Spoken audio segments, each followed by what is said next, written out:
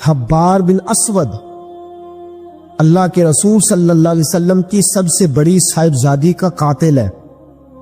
حضرت زینب رضی اللہ تعالی عنہ آ رہی تھی مکہ سے مدینہ کی طرف، اس نے نیزہ مارا، آپ گر گئی۔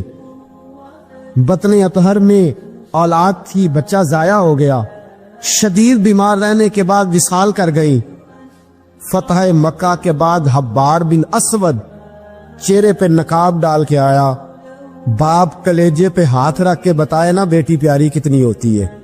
باپ ذرا کلیجے پہ ہاتھ رکھ کے بتائے کہ بیٹیاں جگر کا چین ہوتی ہیں، بیٹیاں سکون ہوتی ہیں، بیٹی باپ کو کتنی پیاری ہوتی ہے۔ بیٹی کا قاتل سامنے کھڑا ہو گیا، چہرے پہ نقاب ڈالا ہے، کہتا یا رسول اللہ صلی اللہ علیہ وسلم بہت بڑا دشمن بھی آ جائے تو آپ معاف کر دیتے ہیں۔ جاگ رہے ہیں آپ لوگ؟ فرمایا بہت بڑا دشمن بھی آ جائے تو معاف کر دیتے ہیں۔ حضور نے فرمایا حبار چہرے سے نقاب ہٹا، بیٹیاں بھولا نہیں کرتی، تو کلمہ پڑھ میں تجھے بھی معاف کرنے کو تیار۔ فرمایا ہٹا چہرے سے نقاب، کبھی بیٹیاں بھی کسی کو بھولی ہے لیکن تو کلمہ پڑھ صحیح، میں تجھے بھی معاف کرنے کو تیار ہوں۔ اگر اتنا بڑا قاتل معاف ہو سکتا ہے تو چچا کیوں نہیں معاف ہو سکتا؟ تائے کو معافی کیوں نہیں مل سکتی؟ ماما جی کو معافی کیوں نہیں مل سکتی؟ سسر کے ساتھ سلوک کیوں نہیں ہو سکتا؟ آپ اپنے برادر نسبتی کے ساتھ محبت کیوں نہیں کر سکتے؟ کیوں ان ساری محبتوں کو فروغ دیا کیوں نہیں جا سکتا؟ اگر قاتل کے ساتھ، ظالم کے ساتھ صلح ہو سکتی ہے، اگر ابو جہل کا بیٹا اکرما کلمہ پڑھنے آئے اور میرے رسول منبر پہ کھڑے ہو کے استقبال فرمائیں اور صحابہ کہیں یا رسول اللہ وہ تو کافر اور دشمن کا بیٹا ہے، فرمایا پہلے دشمن کا بیٹا تھا، آج تو مومن بن کے کلمہ پڑھنے آیا۔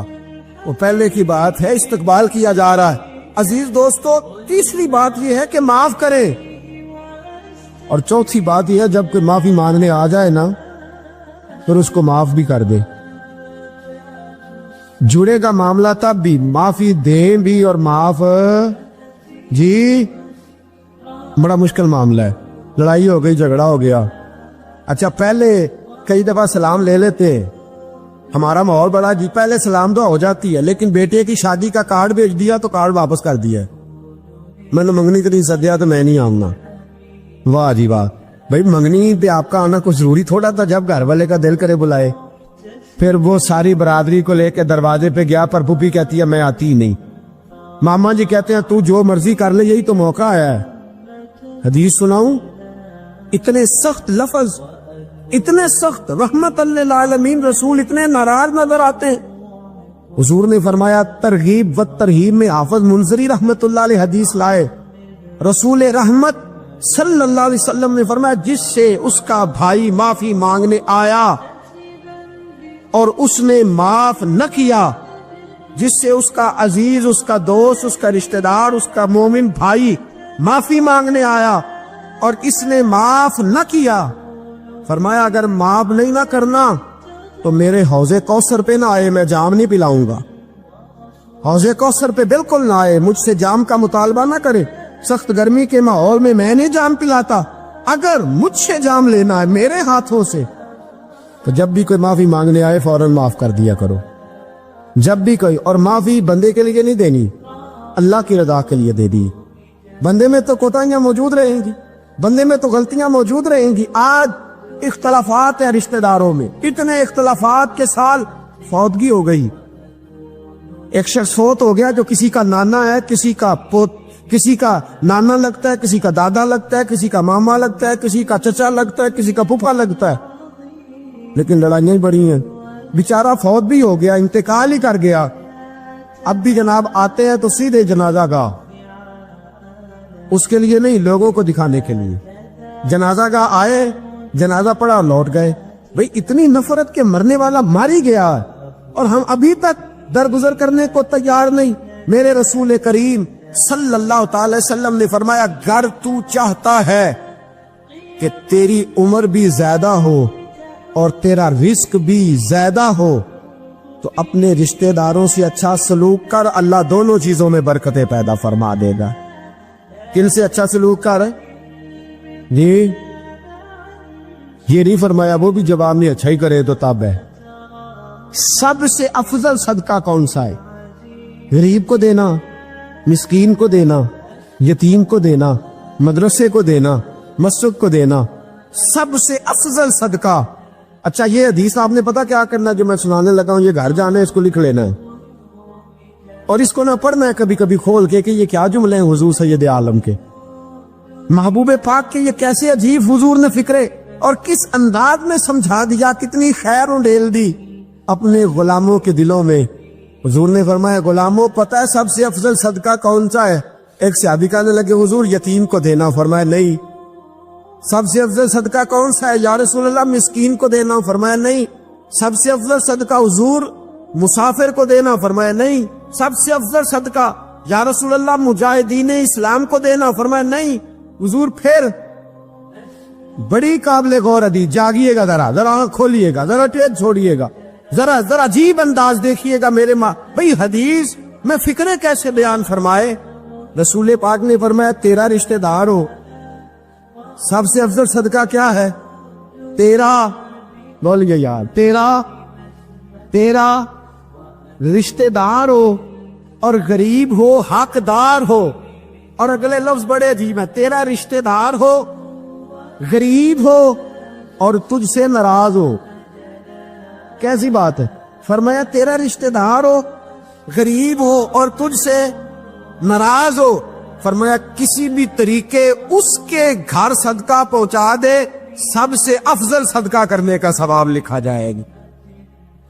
سب سے افضل صدقہ، تیرا رشتہ دار بھی ہو، ضرورت مند بھی ہو اور تجھ سے، سبحان اللہ، ہمارا تو حال یہ ہے کہ اس کو کسی طرف سے آتا بھی ہو تو ہم روک دیتے، کہتے ہیں نہیں ایڈا تگڑا کام کر رہے ہیں تو یہ نکال لی دیندے ہو، یہ چار منڈے نے کما کے کھان ہو، صاحب اس کو کیا بھائی؟ فرمایا تیرا رشتہ دار ہو، حقدار ہو، ضرورت مند ہو، شرط یہ بھی لگا دی کہ ساتھ تجھ سے ناراض بھی رہتا ہو، اس کو تو صدقہ دے گا تو اللہ تجھے سب سے افضل صدقہ کرنے کا ثواب عطا۔ تو توڑنے والوں نہ بنو، جوڑنے والے بنو، جوڑ جاؤ۔ محبوب پاک سید عالم صلی اللہ تعالی علیہ وسلم نے فرمایا لا يدخل الجنت قاطع، فرمایا جو رشتے توڑنے والا ہے جنت میں نہیں جائے گا، جو رشتے توڑنے والا ہے وہ جنت میں نہیں جائے گا۔ الذین ینقضون عہد اللہ من بعد میثاقہ ویقطعون ما امر اللہ بہ ان یوصل ویفسدون فی الارض، فرمایا جو رشتے توڑے گا وہ تو زمین میں فساد برپا کر دے گا، وہ زمین میں اولئک هم الخاسرون، یہ وہ لوگ ہیں دنیا میں بھی نقصان اٹھائیں گے اور آخرت میں بھی نقصان اٹھائیں گے رشتہ داریاں جوڑنے۔ اور یہ نہیں فرمایا کہ وہ تجھ سے اچھا سلوک کرے تب ہی ہے، سامنے والا بھی سیاںا ہی ہو تو تب ہے، تو نے اس کے لیے اس نے سلوک نہیں کرنا، تو نے تو اپنے اللہ رسول کو راضی کرنے کے لیے اس نے سلوک کرنا ہے، اس کے لیے تھوڑی کرنا ہے۔ سل من قطع کا لفظ کیا ہے؟ اور میں آپ کو ذاتی بات بتاتا ہوں، ایک آدھ دفعہ یہ تجربہ کر کے دیکھا، اس میں خیر ہی بڑی ہے۔ فرمایا سل من قطع کا، حضور نے فرمایا اس کے ساتھ جوڑ جو تیرے ساتھ توڑتا ہے، اس کے ساتھ جوڑ جو تیرے ساتھ توڑتا ہے نا، نفرت کرتا اس سے پیار کر، اور جو تجھے اذیت دیتا اس کی خدمت کر، اور جو تیرے ساتھ زیادتی کرتا ہے تو اس سے محبت کر۔ اصل پیار تو یہ ہے، جوڑنے والے سے تو سارے جوڑ لیتے ہیں، محبت کرنے والے سے تو سارے محبت کر لیتے ہیں۔ فرمایا سل من قطع کا، اس کے ساتھ جوڑ جو تیرے ساتھ توڑے، جو نفرت کرے اس سے پیار کر، پھر تیرے ضعف کا پتہ چلے گا، پھر تیرے حوصلے کا پتہ چلے گا، پھر تیری دلیری سمجھ میں آئے گی۔ تو دوستو جوڑنے والے بن جائیں، پیار کرنے والے بن جائیں، نفرتیں نہیں محبتوں کو فروغ دیں۔ اگر یہی کام ہوتا، میں کہا کرتا ہوں اگر دولت بڑی پیاری ہوتی نا تو سب سے زیادہ سیدہ فاطمہ کے گھر رہتی۔ اگر یہ بہت اعلیٰ چیز ہوتی تو یہ تو وہ والا گھرانہ ہے کہ 3 دن چولہا نہیں جلا، اور کنز المال میں وہ لفظ موجود ہے کہ حضرت ابو ہریرہ فرماتے ہیں کہ اونٹ کے بالوں کی بنی ہوئی چادر سیدہ فاطمہ نے اوڑھی ہوئی تھی، اونٹ کے بالوں کی بنی ہوئی چادر، اور وہ چکی پیس رہی تھی، چکی چلا رہی۔ کہتے حضور نے دیکھا تو نبی پاک کی آنکھوں میں آنسو ضرور آئے، اور پتہ محبوب نے کیا فرمایا؟ یہ کنز المال میں موجود ہے۔ محبوب فرمانے لگے شہزادی دنیا میں تھوڑی سی تکلیف برداشت کرو، آخرت کی ساری عزت اللہ تمہیں ہی عطا فرما۔ سبحان اللہ۔ یہ تھوڑی دشواری ہے، یہاں ہر بندے کی بیٹی دکھی نہیں، جس کو بھی پوچھ لیں دکھی ہے، جس سے بھی پوچھ لیں حضرت جی دعا کرنا، پیر صاحب دعا کرنا، مفتی صاحب دعا کرنا، بزرگ کو دعا کرنا، کیوں جی بیٹی بڑی تکلیف میں، کیوں جی سسرال والے کام بڑا کراتے ہیں، چکی پیستی ہے، لیپا پوتی کرتی ہے، اس کے ہاتھوں میں چھالے پڑ جاتے ہیں۔ ایسا ہوتا ہے کہ ستو کبھی آ جائے تو پھر سارا دن ان ستوؤں پہ ہی گزر جائے، کبھی ایسا ہوتا ہے کہ 3 دن روزے رکھے جائیں اور ایک کھجور اور ایک پانی ملے افطار سحر کے وقت، یوں بھی کبھی وقت گزارا ہے۔ اور میرے عزیزوں یاد رکھنا، ہم نے جو مزاج اختیار کر لیا ہے نا اس وقت، یہ جو پوری دنیا میں گاڑیاں بھاگ رہی ہیں، ملک سے باہر لوگ جا رہے ہیں، دولتیں جمع ہو رہی ہیں، یہ ضروریات کا رٹا نہیں، یہ ضروریات نہیں، یہ خواہشات ہے۔ ضروریات تو پوری ہو رہی تھی، لیکن وہ جو خواہشات کی تکمیل تھی، وہ جو پڑوسیوں کی بڑی کار ہمیں پریشان کر رہی تھی، وہ جو گھر کے سامنے ایک پلاٹ تھا اور دل کر رہا تھا حویلی نہ بنا لوں، وہ جو ٹینشنیں تھی، انہوں نے بہت بھگایا، لوگوں تھکا دیا۔ نظریاتی زندگی، اور نظریاتی زندگی میں کچھ کرنے کا عہد، کچھ ارادہ کیا جائے کچھ کام کرنے کا۔ دیکھو سارے لوگ ساری ڈیوٹیاں تو نہیں کر سکتے، میں یہ مائک اپریٹ نہیں کر سکتا، تو پھر میرا خیال ہے مجھے اس بندے کی بھی قدر کرنی چاہیے جو اسے چلا سکتا ہے۔ جو کام میں گاڑی میں سفر کرتا رہتا ہوں، وہ کہاں گھوم آتے ہیں، تو میں تو سو جاتا ہوں کئی دفعہ گاڑی میں، لیکن ڈرائیور کو لوگ ڈرائیور کہہ کے پکارتے ہیں، حالانکہ تو سویا ہوا تھا، وہ تو جاگ رہا تھا۔ اس کی اہمیت کو سمجھنا چاہیے۔ ہم نہ زندگی میں کوئی بھی کام کریں، ایک تو کام کریں، اور جو ایک کرے زندگی میں، لیکن ذرا سونا کر کے کرے، کوئی ایک مقصد بنا لے، کوئی ایک مقصد ہو، کوئی ارادہ ہو، کوئی پروگرام ہو۔ نہ سمجھ آئے تو بخاری میں حدیث موجود ہے، ایک بوڑھی اماں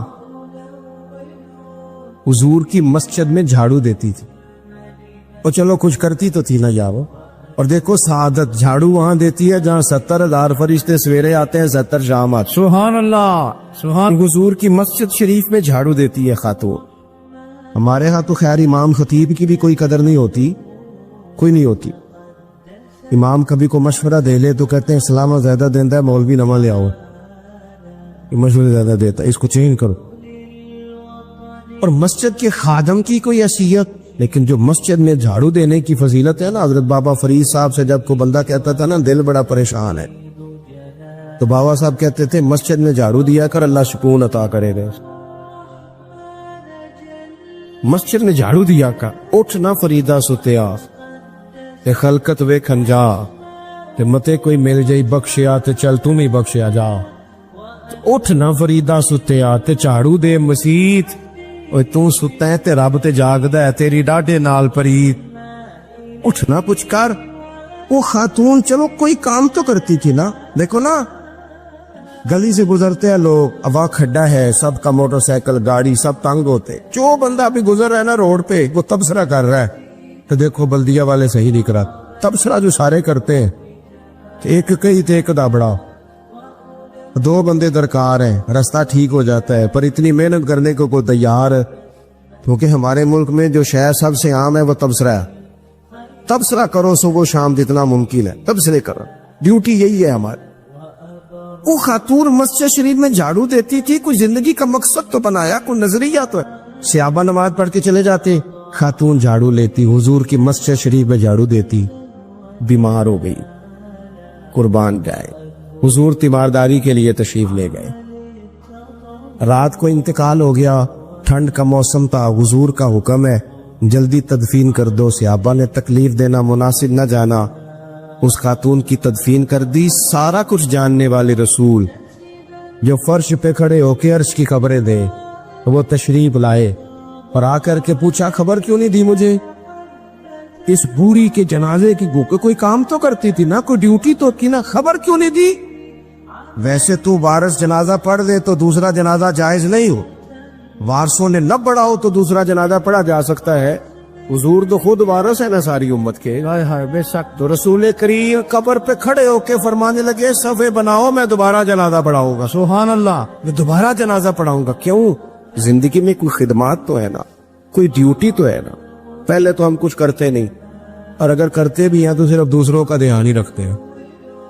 دوسروں پر توجہ ہوتی ہے کہ فلانا فلانا. بھئی آپ اپنا کام کریں, کچھ زندگی میں کر گزرے, کوئی ڈیوٹی کرے. اگر زندگی نظریاتی ہوگی, دیکھو ڈھیر سارے لوگ ہوتے ہیں, نام میرا شاید آئے گا کہ مدرسہ انہوں نے بنایا ہے, مسجد انہوں نے بنائی, میرا ہی نام آئے گا اگر کہیں میں بناؤں گا. لیکن زمین دینے والے کا بھی ایک کردار ہوتا ہے, اس میں نقشہ نویس کا بھی ایک کردار ہوتا ہے, اس میں ایک اینٹ خرچ کرنے والے کا بھی کردار ہوتا ہے. پھر وہ کام ختم نہیں ہوتا.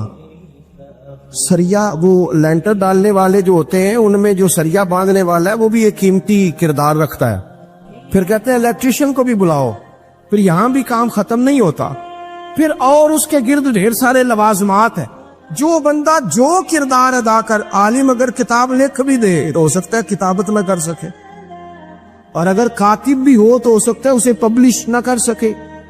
تو یہ کچھ نہ کچھ خدمات, کچھ نہ کچھ ڈیوٹیاں. حضرت مولا علی شیر خدا نے چھوٹی عمر میں کہا تھا یا رسول اللہ دین کی مدد بھی کروں گا, آپ کی حفاظت بھی کروں گا. 63 سال عمر پائی اور ہر میدان میں اگلی صبوں میں, ہر میدان میں اگلی صبوں میں, ہر میدان میں اگلی. حضور سے وعدہ کیا تھا یا رسول اللہ ڈیوٹی کریں گے, خدمت کریں گے. ہمارے ہاں یہاں تو منصوبہ بندی ہو رہی ہے. امام غزالی سے آ کے کسی نے کہا حضور کو بندہ مخلص ملتا ہی نہیں, یہ بھی غلط ہو گیا, وہ بھی غلط ہو گیا. تو امام صاحب فرمانے لگے چل تو ہی مخلص ہو جا, تیری شکل میں تو کچھ لوگوں کو مخلص بندہ مل جائے, کچھ کر تو صحیح نا, صرف تبصرے. حضرت مولا کائنات نے عمر مبارک ساری دین کی خدمت میں لگائی. تو جب 63 سال کی عمر میں خنجر لگانا تو لوگ تو کہتے ہیں نا میرے پتر کا دھیان رکھنا اور میرے بچوں کا خیال کرنا اور فلانی ڈیوٹی کرنا. تو جب خنجر لگا تو حضرت علی کیا کہہ رہے تھے؟ فرما رہے تھے مجھے کعبے کے رب کی قسم علی تو کامیاب ہو گیا ہے. یہ دیکھو پانی پرن سہیلیاں تے رنگا رنگ کڑے تے پریا تے استا جانی ہے نا جس دا توڑ چڑھے. فرمایا دیکھو میں نے کوئی ارادہ کیا تھا, آج میں کامیاب ہوا. تو نظریاتی زندگی ہوتی ہے نا, نظریاتی. پھر بندہ تھوڑی سی تکلیف بھی سہ لیتا ہے. کوئی کام کر رہا ہے نا بندہ, صحیح بخاری میں حدیث ہے, ایک خاتون نے آ کے عرض کیا تھا یا رسول اللہ صلی اللہ علیہ وسلم مجھے مرگی کا مرض ہے. بڑی تکلیف میں. وہ اللہ کے محبوب علیہ السلام سب کے لیے دعا کرتے, بلکہ حضور تو دستے شفا پھیرتے تو اللہ کرم فرما دیتا. لیکن نبی پاک صلی اللہ علیہ وسلم کی خدمت میں عرض کی یا رسول اللہ صلی اللہ علیہ وسلم مرگی ہے. تو آج حضور نے انوکھی بات کی. وہ پیچھے صاحبزادہ بشیر صاحب تشریف لائیں, آگے تشریف لے آئے. نبی پاک صلی اللہ علیہ وسلم نے نا جی آج نظریہ سمجھایا. توجہ ہے آپ دوستوں کی میری بات پر. حضور فرمانے لگے اگر تو کہیں تو میں دعا کرتا ہوں اللہ شفا دے دے گا, اور اگر تو کرے صبر. مانا کیا ہے؟ مرگی کے ساتھ ہی گزارا کرے. اگر کرے صبر تو پھر میرا وعدہ ہے رب جنت عطا کرے گا. ویسے ہم پیر صاحب کے پاس, سید صاحب کے پاس, بزرگوں کے پاس جائیں, پیر صاحب ہمیں کہیں کہ گوڑا ٹھیک کرانا ہے درد کے یا جنت چاہیے, ساڑا کی جواب ہے اے گوڑے دا کچھ کرو نا جی, اس فون نہیں دینا, یہی جواب ہے نا. لیکن نظریاتی لوگ نظریاتی ہوتے ہیں. نبی پاک صلی اللہ علیہ وسلم نے فرمایا کہ تو بتا, اگر تو کہے تو دعا کرتا ہوں اللہ شفا دے دے گا, اور اگر صبر کرے تو پھر تیرے لیے جنت ہے. اس خاتون نے 1 منٹ نہیں لگایا سوچنے پہ. یہ نظریاتی لوگ ہوتے. عرض کی یا رسول اللہ آپ دعا کر دے رب مجھے جنت ہی عطا کرے. سبحان اللہ. کیا مطلب کہ میں گزارا کر لوں گی مرگی کے ساتھ, صبر کروں, مجھے اللہ جنت دے. حضور نے دعا کر دی. خاتون عرض کرنے لگی حضور جب مرگی ہوتی ہے تو جسم سے کپڑا ہٹ جاتا ہے, حیا آتی ہے, خاتون ہو عورت ہو, تکلیف محسوس کرتی ہو. محبوب نے دعا کر دی. صحابہ کہتے ہیں جتنی بھی مرگی ہوتی تھی اس کے کپڑے نہیں جسم سے ہٹتے تھے, جتنی مرضی بھی ہو کپڑا قائم رہتا تھا. دیر تک وہ بوڑھی اماں زندہ رہیں. خواتین ایک دوسرے سے کہا کرتی تھی کسی نے جنتی دیکھنی ہے تو اس بی بی کو دیکھو، اسے دنیا میں حضور نے جنت کی بشارت۔ نظریہ ہوتا ہے، نظریہ۔ ویسے آنا جانا، تصویریں بنانا، گھومنا پھرنا، پلاننگ کرنا چلتا رہتا ہے، لیکن جو نظریاتی لوگ ہوتے ہیں انہیں ذرا تھکاوٹ بھی تھوڑی ہوتی ہے۔ نظریے کے لیے کام کر رہے ہیں نا، وہ بھاگتے ہیں، ان کا بھاگنا انہیں تھکاتا نہیں۔ جب آپ نظریاتی ہیں تو صبح قیامت پہ نظریاتی اور غیر نظریاتی لوگوں کا نتیجہ کیا ہے؟ یوم نحشر المتقین الی الرحمن وفدا۔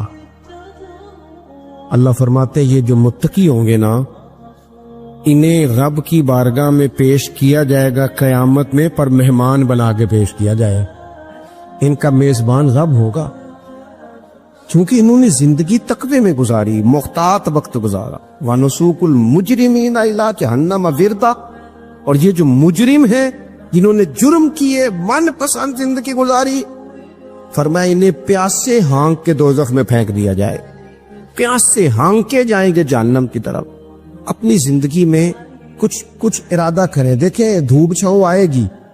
وہ ہمارے یہاں کچھ لوگ کہتے ہیں دکھی بڑے ہیں جی، ہنسے کیسے؟ تو میں کہا کرتا ہوں کہ اتنی تکلیفیں کسی کو نہیں آئیں جتنی حضور کو آئی ہیں۔ پر آپ فرمان پڑھیں، حضرت حارث بن عبداللہ کہتے ہیں میں نے تو مدینے والے محبوب کو جب بھی دیکھا ہے مسکراتے دیکھا ہے۔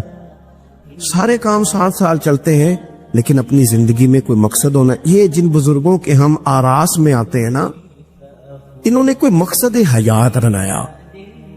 یہ مت سمجھنا کہ ساری زندگی پھولوں پہ گزری، یہ اس وغیرہ یہ سارے کام بعد میں ہوتے ہیں، ورنہ ڈھیر سارے صوفیاء ایسے ہیں جنہوں نے روڑے کھا کے وقت گزارا، بڑے ٹھیک ٹھاک روڑے کھائے، بڑی تکلیفیں برداشت کی، اور ان کی اگر آپ تاریخ پڑھیں گے تو بڑا کچھ ان کے ساتھ کیا گیا، بڑے معاملات ہوئے۔ ایسا نہیں یہ شہادت گاہ الفت میں قدم رکھنا لوگ آسان سمجھتے ہیں مسلمان ہونا، یہ بڑا مشکل کام ہے، اس سے ہو کے گزرنا پڑتا ہے۔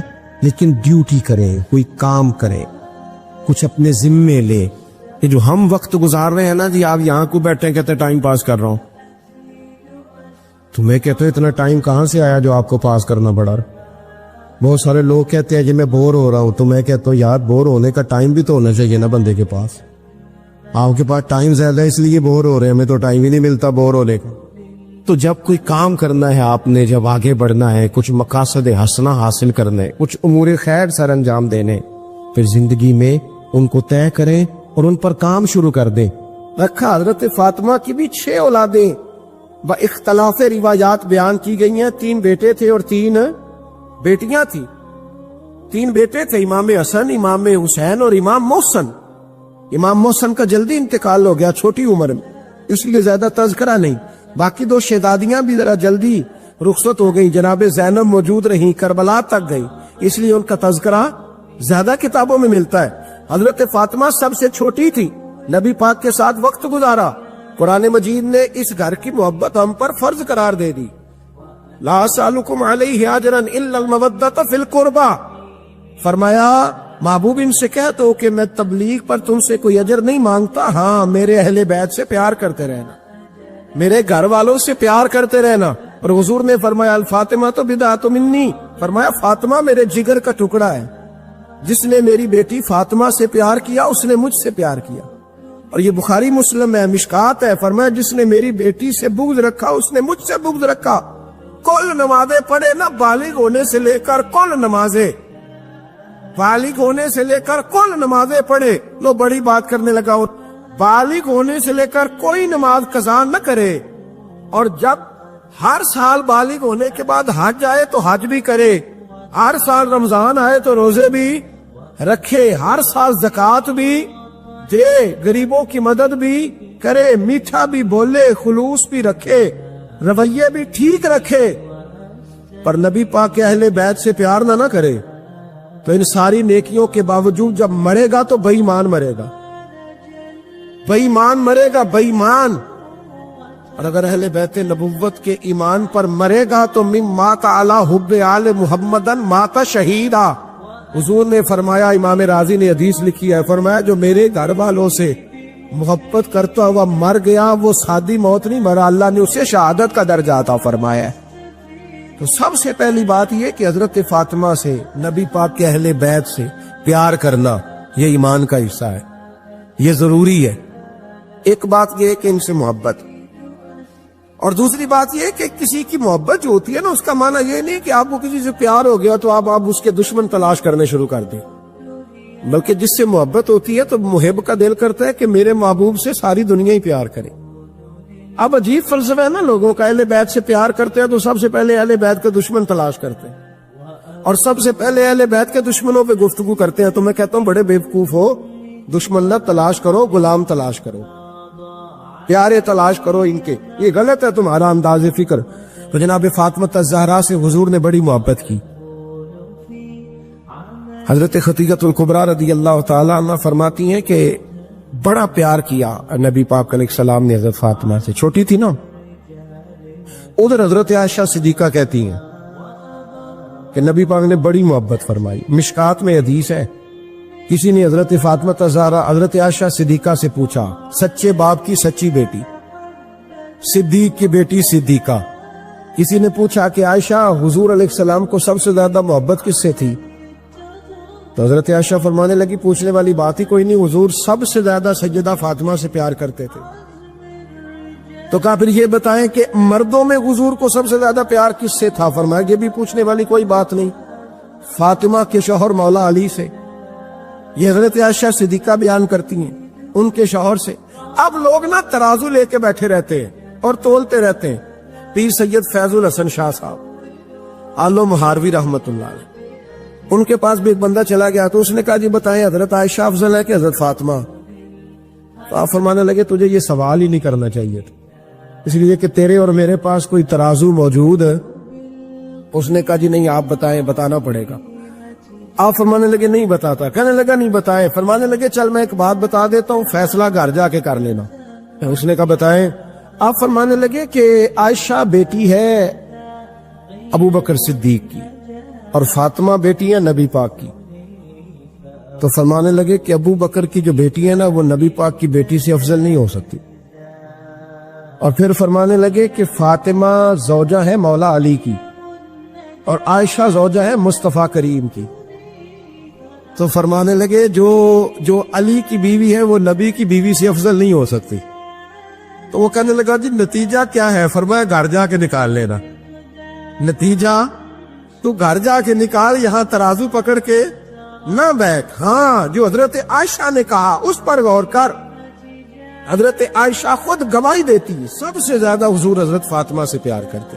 چھوٹی عمر تھی تو جناب خدیجہ انداز دیکھیے گا بیٹی کی محبت کا.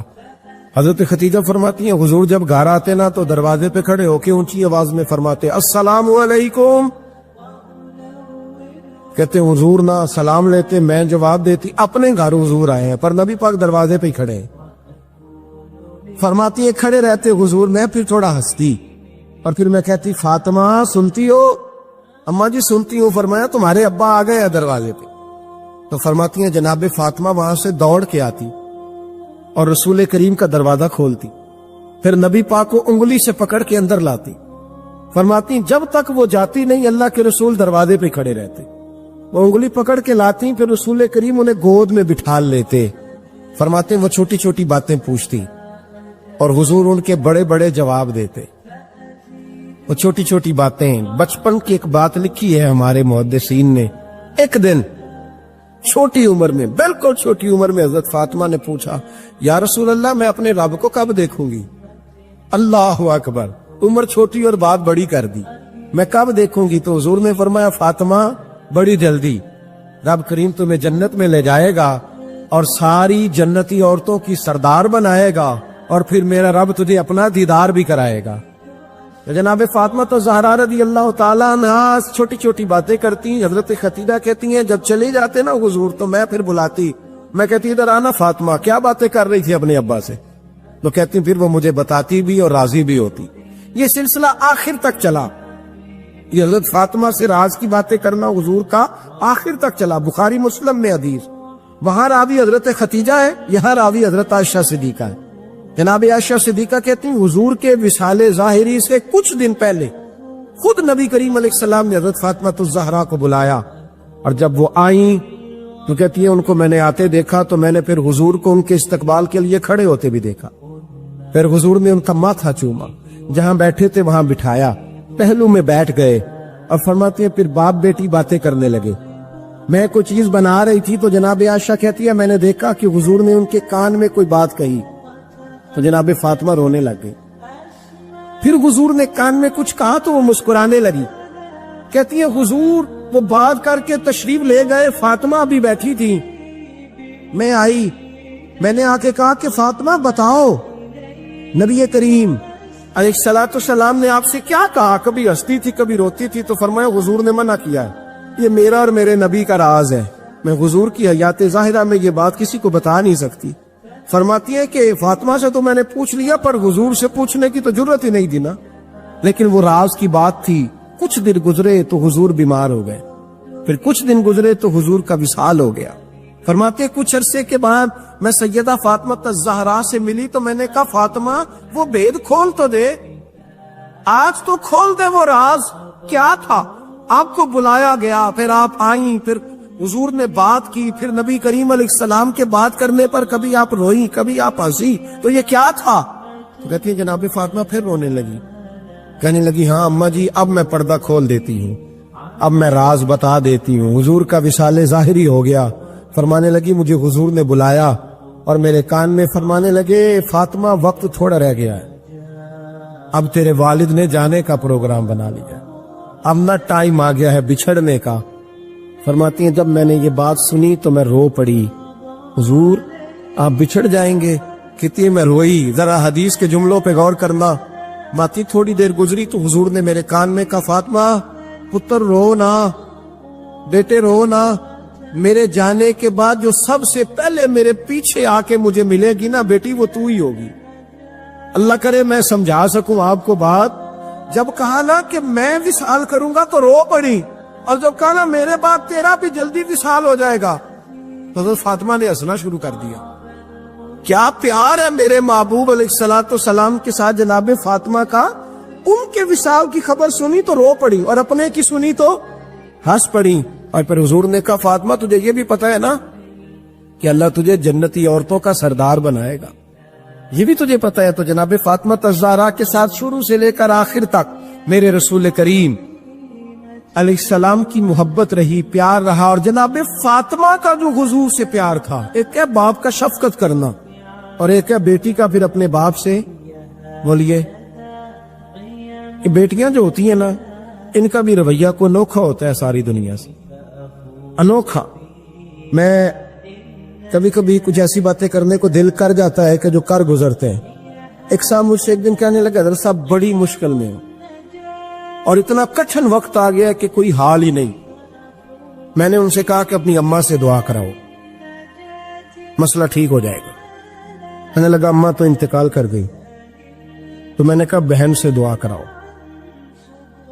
کہنے لگا بہن دور رہتی ہے۔ تو میں نے کہا پھر بیٹی سے کرا لو۔ آپ یقین کریں اللہ کے گھر میں بیٹھا اور رمضان کا مہینہ مجھے تیسرے دن ملا۔ کہنے لگا حضرت صاحب الحمدللہ اللہ نے میری مشکل آسان کر دی۔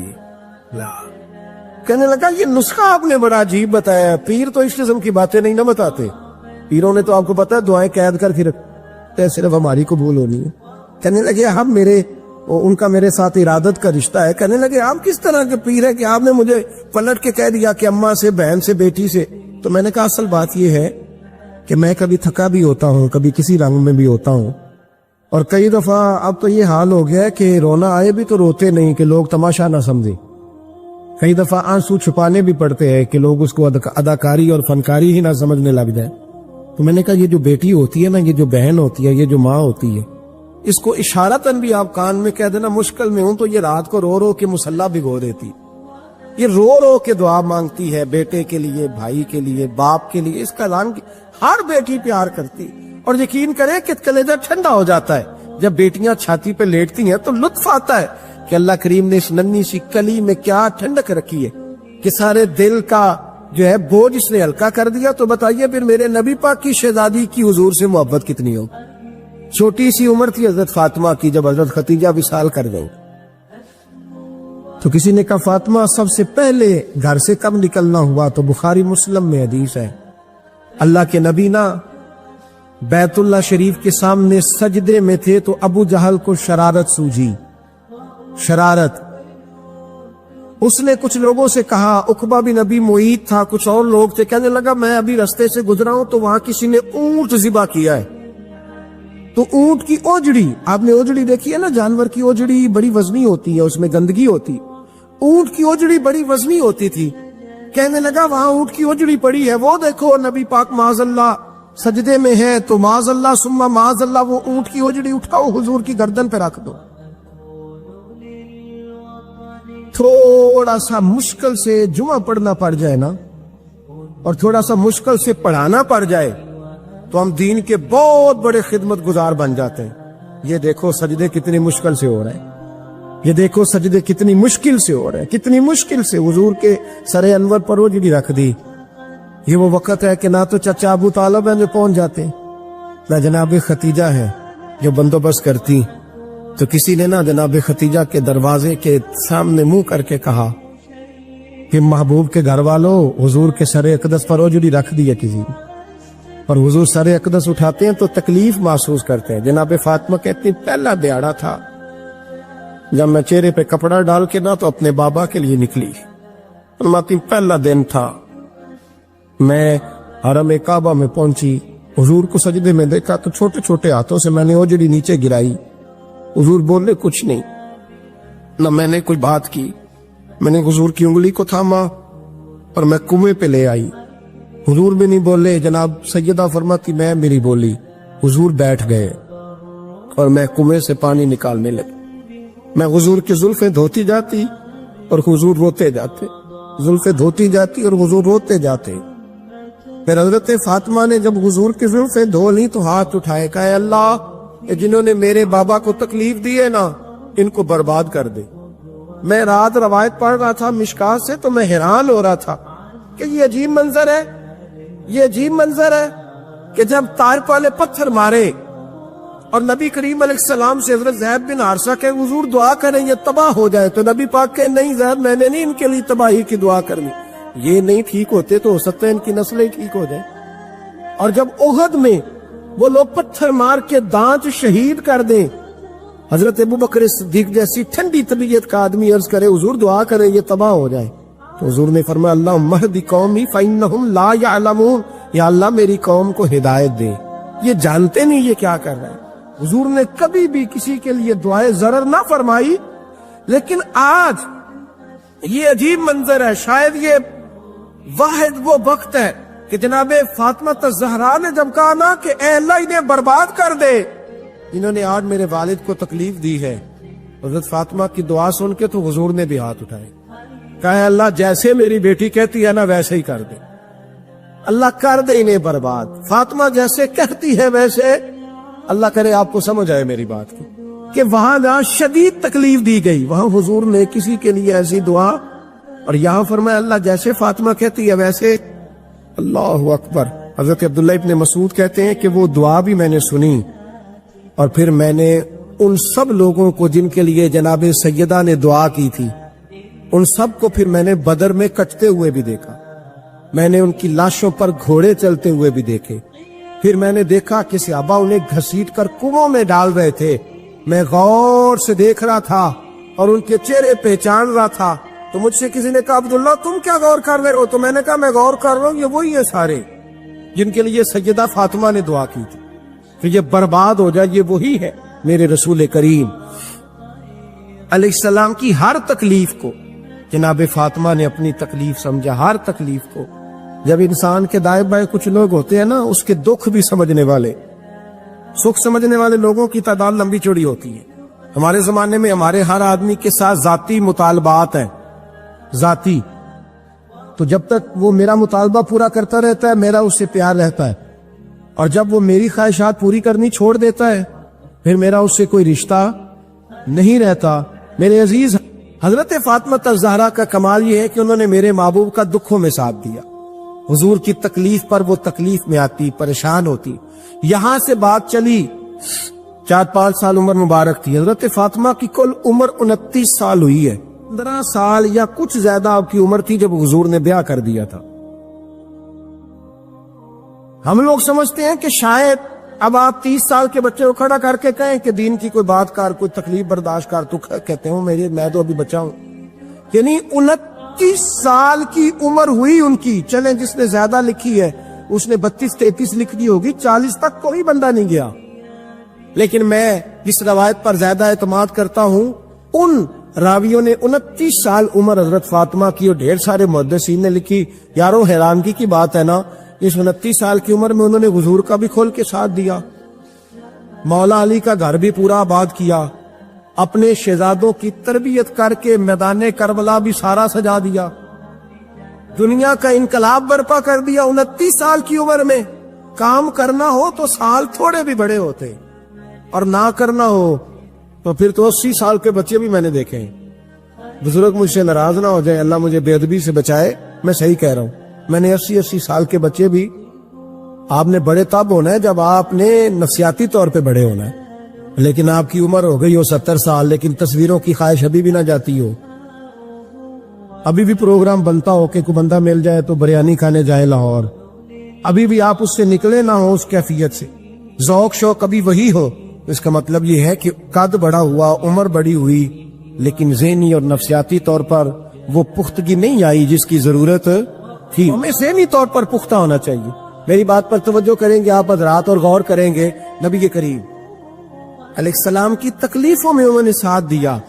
ایک تو یہ اوجری اتاری تو پھر یہ وقت بیتتا گیا. ایک حدیث کے راوی مولا علی شیر خدا ہے, امام زاہبی نے لکھی ہے. نبی پاک نے نا دین کے لیے بڑی مشقت کی, جد و جہد کی. حضرت فاطمہ چھوٹی عمر سے دیکھتی آ رہی تھی حضور کو کام کرتے. حضور کی عادت مبارکہ تھی جب سفر پہ تشریف لے جاتے تھے تو سب سے آخر میں سیدہ فاطمہ کے گھر جاتے, واپس آتے تو سب سے پہلے سیدہ فاطمہ کے گھر جاتے. مولا علی کہتے ایک دن میں نے عجیب نظارہ دیکھا. نبی کریم علیہ السلام سفر سے واپس آنے والے تھے. میں نے حضرت فاطمہ کو اطلاع دی کہ حضور آج پہنچ جائیں گے, تو انہوں نے گھر سارا صاف کیا, سجایا, سنوارا, کھانا پکایا. لیکن فرماتی ہیں جیسے ہی حضور اندر داخل ہوئے نا گھر کے, جناب فاطمہ نے حضور کا چہرہ دیکھا تو ہاتھ پکڑ کے چومنے لگی.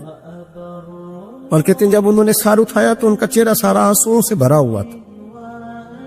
رسول کریم نے بیٹی کے سر پہ ہاتھ رکھا, بٹھا لیا. فرمایا فاطمہ بیٹے رونے والی تو بات کوئی نہیں تھی, کیوں رو پڑی ہو؟ تو عرض کرنے لگی محبوبہ میں بچپن سے دیکھ رہی ہوں, محنت کرتے, جد و جہد کرتے, مشقت کرتے. یا رسول اللہ آج آپ آئے ہیں تو آپ کے چہرے پر تھکاوٹ کے آثار ہیں, حضور وجود تھکا ہوا ہے. یا رسول اللہ میں نے ساری زندگی آپ کو کام کرتے دیکھا ہے, مدینے والے حبیب مجھے بتا تو صحیح کام کب تک کرنا ہے؟ کو وقت آئے گا جب آپ کی کمر بھی بستر سے لگے, کو ٹائم آئے گا آپ گھر میں بیٹھیں, من پسند غذائیں کھائیں. حضور کب تک یہ جد و جہد کرنی ہے, کب تک یہ کام ہوگا؟ جناب فاطمہ فرماتی حضور نے میرے آنسو پہنچے. مولا کائنات شیر خدا فرماتے نبی کریم علیہ السلام فرمانے لگے فاطمہ تیرے باپ کی ڈیوٹیاں بڑی زیادہ ہیں. جب تک دنیا کے آخری کونے تک دین نہیں پہنچ جاتا, اور جب تک اینٹیں اور پتھر بھی میرے دین کا پیغام سن نہیں لیتے, اتنی دیر تک تیرا باپ جد و جہد کرتا ہی رہے گا. یہ بڑا مشکل کام ہے, یہ دین کا سفر, یہ دین کی جد و جہد, یہ دین کی تھکاوٹ. آپ اپنی مرضی نہیں کر پاتے, لوگ اپنی مرضی کے ساتھ جی نہیں پاتے جو اس رستے کے مسافر ہوتے ہیں. وہ دین کی پراپرٹی ہوتے ہیں, انہیں دین کے مطابق چلنا پڑتا ہے. تو جناب فاطمہ نے وہ سارے رنگ دیکھے رسول کریم علیہ السلام کی حیات مبارکہ کے. پھر یہ ساری کیفیت جب دیکھی نا کہ حضور اتنی محنت کرتے ہیں, تو پھر جناب فاطمہ کو میرے نبی کی امت سے پیار بڑا ہو گیا صلی اللہ. سمجھیے گا اس بات کو, امت مسلمہ سے حضرت فاطمہ کو بڑا. امام حسن کہتے ہیں میری امت سارے کام کرتی تھی گھر کے. اب تو شہزادے ہیں نا ہمارے بچے, کام اور بچی, یعنی بچی میکے سے واپس آتی ہے تو سب سے بڑا دکھڑا یہ سناتی ہے کہ وہ کام بڑا کراتے ہیں. یہی ہے نا دکھڑا؟ ہاں نہ تو کریں. سب سے بڑا دکھڑا کیا ہے؟ پتہ نہیں کیا کراتے ہوں گے, ہال نہیں چلوا لیتے کہیں, یا کچھ چکی نہیں پسوا لیتے, پتہ نہیں کون سا ایسا کام ہے.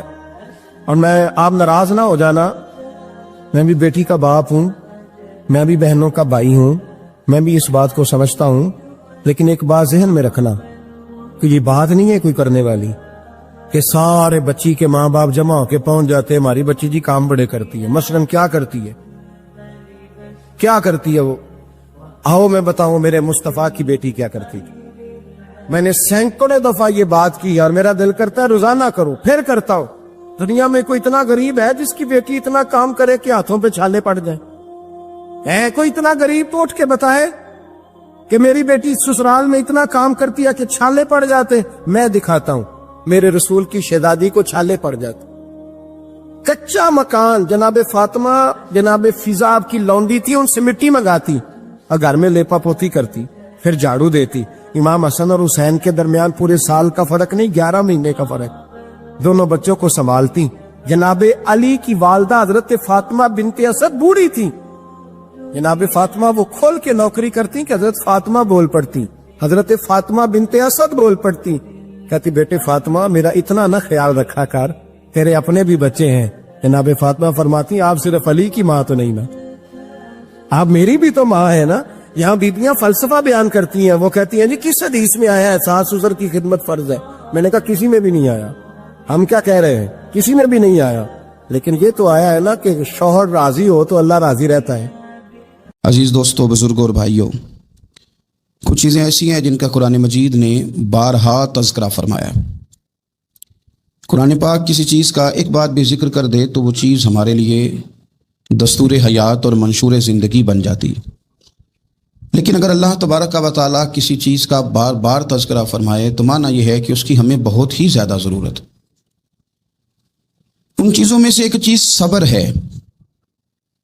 قرآن پاک نے 100 سے زیادہ مرتبہ صبر کا تذکرہ فرمایا. اتنی بڑی بات کو سمجھیے گا کہ 100 سے زیادہ مرتبہ قرآن پاک نے تذکرہ کیا ہے صبر کا، اور مختلف انداز میں. کہیں فرمایا کہ وبشر الصابرین، اے محبوب صبر کرنے والوں کو خوشخبری سنا دیجیے. کہیں فرمایا ان اللہ مع الصابرین، بے شک اللہ صبر کرنے والوں کے ساتھ. تو مختلف انداز میں مختلف طریقوں سے اللہ تعالیٰ نے صبر کا تذکرہ فرمایا. سوسائٹی کے اندر، معاشرے کے اندر اور مسلمانوں کے اخلاقی رویوں کے اندر اگر صبر کو داخل کر لیا جائے تو ہم محسوس کریں گے کہ ہماری زندگی نہ صرف یہ کہ آسان ہو گئی ہے بلکہ محبتوں والی ہو گئی ہے، چاہتوں والی ہو گئی ہے. ہمارے رشتے ایک دوسرے سے ٹوٹ نہیں رہے بلکہ بننا شروع ہو گئے. تھوڑا سا صبر بہت ساری چیزوں کو ٹوٹنے سے بچا لیتا ہے. قرآن مجید کی جو آیہ کریمہ میں نے تلاوت کی، یہ سورہ آل عمران کی آخری آیت ہے. اللہ تعالیٰ نے فرمایا یا ایھا الذین آمنوا اصبروا وصابروا، اے ایمان والو صبر کرو صابر بنو. اے ایمان والو صبر کرو اور صابر بنو. کیا مطلب؟ پہلے صبر کا مطلب یہ ہے کہ اگر تمہیں کوئی ذاتی تکلیف پہنچے تو اس پر صبر کرو. وصابروا، اس کا معنی یہ ہے کہ اگر دشمن کے مقابلے میں کسی اور کی طرف سے کوئی تکلیف آئے تو اس پر بھی صبر کرو. پھر فرمایا ورابطوا، اور ہمیشہ کمر بستہ رہو، اسلامی سرحدوں کے پہرے دار رہو. واتقوا اللہ، اللہ سے ڈرتے رہو. لعلکم تفلحون، اس امید پر کہ اللہ تمہیں کامیابی عطا فرما دے، تم فلاح پا جاؤ. یا ایھا الذین آمنوا اصبروا وصابروا، اے ایمان والو صبر کرو اور صابر بنو. صبر کرو صابر رہو، یعنی جو ذاتی تکلیف آئے اس پر بھی صبر کرو. اور مصابرہ کا معنی سامنے سے آنے والی تکلیف. اگر بیماری آ گئی، کوئی پریشانی آ گئی، کہیں کوئی اپنا دنیا سے چلا گیا تو یہ ذاتی تکلیف ہے، اس پر بھی صبر کرنا. اور اگر اپنوں نے، بیگانوں نے کوئی تکلیف پہنچا دی، کوئی اذیت دے دی، وہ اذیت کئی صورتوں میں ہو سکتی ہے. تانا بھی ایک اذیت ہے، طنز بھی ایک اذیت ہے. کسی شخص کے بارے میں غلط کلمہ کہنا بھی ایک اذیت ہے. اور مقابلے میں کھڑے ہو جانا، لڑائی کرنا، یہ بھی ایک اذیت ہے. اس پر بھی صبر کرو. ورابطوا، اور اس طرح کرو کہ کمر بستہ رہو، جد و جہد کرتے رہو. واتقوا اللہ، اللہ سے ڈرو. لعلکم تفلحون، تاکہ تم کامیاب ہو جاؤ. صبر جب آپ کرتے ہیں نا اور صبر کا ارادہ کرتے ہیں تو اللہ تعالیٰ صبر کی توفیق بھی عطا فرماتا ہے. ہم نے یہ دیکھا ہے کہ ہمارے پاس نعمتوں کی کمی نہیں. ہمارے فریزر خوراک سے بھرے ہوئے ہیں، ہمارے دسترخوانوں پہ انواع و اقسام کی چیزیں چنی ہوئی ہیں، ہماری الماریوں میں کئی ہمارے لباس تیار شدہ لٹکے ہوئے ہیں، ہماری جیبوں میں ہماری ضرورت کا سرمایہ اللہ نے ہمیں دے دیا ہے. لیکن اس کے باوجود جو لوگ ایک دوسرے سے پیار نہیں کر پا رہے، جو ایک دوسرے کے قریب نہیں جا پا رہے، تو اس کی وجہ یہ ہے کہ صبر نہیں رہا، حوصلہ نہیں رہا، کسی چیز کو برداشت کرنا ہمارے مزاج کا حصہ ہی نہیں رہا. اور پھر چونکہ امت مسلمہ نے انقلاب برپا کرنا تھا، دنیا کو پیغام حق دینا تھا، اگر ان کے اندر حوصلہ ہی نہیں ہوگا، اگر انہیں صبر ہی نہیں کرنا آئے گا، استقامت ہی نہیں ہوگی، کہیں رکنا ہی نہیں آئے گا، تو یہ میدانوں کو سر کیسے کریں گے؟ کامیابیاں کیسے ان کا مقدر بنیں گی؟ رمضان المبارک میں بھی ماحول یہ ہو کہ افطاری سے 1 گھنٹہ پہلے نظر پوری ٹک جائے گھڑی پہ اور تھوڑا سا بھی صبر مشکل ہو. اور رمضان المبارک میں سحری کے وقت میں اگر دہی والی دکان پہ بھی جھگڑا ہی ہو رہا ہو، اور شام کو سامان خریدنے میں بھی اگر بحث ہی ہو رہی ہو، تکرار ہو، جھگڑا ہو، تو پھر سیکھا کیا؟ پھر وہ جو ہمیں تربیت دی جا رہی تھی کہ ہم نے صبر کرنا ہے، تو پھر ہم نے اس میں حاصل کیا کیا؟ حدیث پاک سنیں گے، آپ کی طبیعت بڑی ٹھنڈی ہوگی. میرے نبی پاک صلی اللہ تعالیٰ علیہ وسلم ارشاد فرماتے ہیں کہ جو بندہ سوال سے بچنا چاہے گا، ارادہ کرے گا اللہ میں نے کسی سے نہیں مانگنا، فرمایا جو سوال سے بچنا چاہے گا رب اسے سوال سے بچا لے گا. اور جو لوگوں سے بے نیاز ہونا چاہے گا، کہے گا یا اللہ مجھے دنیا داروں کا محتاج نہ بنا، اپنی بارگاہ سے عطا فرما. جو لوگوں سے بے نیاز ہونا چاہے گا اللہ لوگوں سے بے نیاز کر دے گا. اور فرمایا جو صبر کا ارادہ کرے گا اللہ اسے صبر کی توفیق بھی عطا فرما دے گا. ارادہ تو کرے، پروگرام تو بنائے، توفیق تو اللہ دے گا. جو صبر کا ارادہ کرے گا اللہ صبر کی توفیق بھی عطا کر دے گا. اور حضور صلی اللہ تعالیٰ علیہ وسلم فرمانے لگے، یاد رکھو کسی بندے کو جو بہترین تحفہ دیا گیا ہے نا، اگر کسی کو کوئی بہترین عطیہ ملا ہے تو پھر اللہ تعالیٰ نے اسے صبر عطا فرمایا ہے. یہ بہترین تحفہ ہے، اس سے زندگی سنور جاتی، اس سے انسان باوقار اور مطمئن ہو جاتا ہے، اس سے اس کے شب و روز آسانی سے بیتتے ہیں، وہ دنیا کی پک ڈنڈیوں سے آسانی سے گزر کے اللہ کی بارگاہ ہے عالی مرتبت میں سرخرو ہو کر حاضر ہو جاتا ہے. لیکن اگر بے حوصلہ ہو، صبر نہ ہو، پھر نقصان روز بروز بڑھتا ہے. اور پھر میرے رسول پاک صلی اللہ تعالیٰ علیہ وسلم ارشاد فرماتے ہیں کہ اصل بات یہ ہے کہ اللہ تعالیٰ نہ کسی بندے کا درجہ بلند کرنے کا ارادہ فرماتا ہے، لیکن اس کے اعمال اس طرح کے نہیں ہوتے کہ اس کا درجہ بلند کیا جائے. اب رب کیا کرتا ہے؟ اللہ تعالیٰ اس کو مال کی، جان کی، اولاد کی کسی مشکل میں ڈال دیتا ہے. اس مصیبت پر وہ بندہ صبر کرتا ہے تو اللہ تعالیٰ اس کا درجہ بلند فرما دیتا ہے. اعمال اس قابل نہیں تھے کہ درجات بلند ہوں، وہ اعمال کی بنیاد پر نہیں کر سکتا تھا تو اللہ نے کسی مشکل میں ڈال کے نا اپنے فضل سے درجہ بلند کر دیا. اب جو راہ طریقت کا مسافر تھا، جو سلوک کی منازل طے کر رہا تھا، جو اللہ رسول کے قریب جانے چاہ رہا تھا، اس کے لیے کتنی آسانی ہو گئی کہ مجاہدہ تو زیادہ نہ کر سکا، کثرت سے نفلی صوم و صلات کا بندوبست تو نہ کر سکا، تھوڑا سا صبر کیا، رب نے اپنا اور اپنے محبوب کا قرب عطا فرما دیا. تو یہ تو آپ صبر کرنے کے لیے جب نکلے ہیں تو آپ نے تو رب رسول کو پا لیا. یہ صبر تو وہ والا سفر ہے جس کی جو منزل ہے وہ اللہ رسول کا قرب ہے. ہم لوگ تھوڑی تھوڑی باتوں میں حوصلہ ہار جاتے ہیں، صبر چھوڑ جاتے ہیں، پریشانی بڑھ جاتی ہے، پتہ نہیں ایسے محسوس ہوتا ہے کہ جیسے یہی بندہ دنیا کا سب سے دکھی بندہ ہے. تو ایک تو یہ کہ ذاتی حیثیت سے صبر کرے، ایک یہ کہ پھر دشمن کا جب مقابلہ ہو، آمن نصبرو و صابرو، آپ کا جب مقابلہ سامنے کسی کے ساتھ ہو تو پھر تیر، تلواریں، اسلحہ، بندوقیں یہ نہیں زیادہ لڑتی.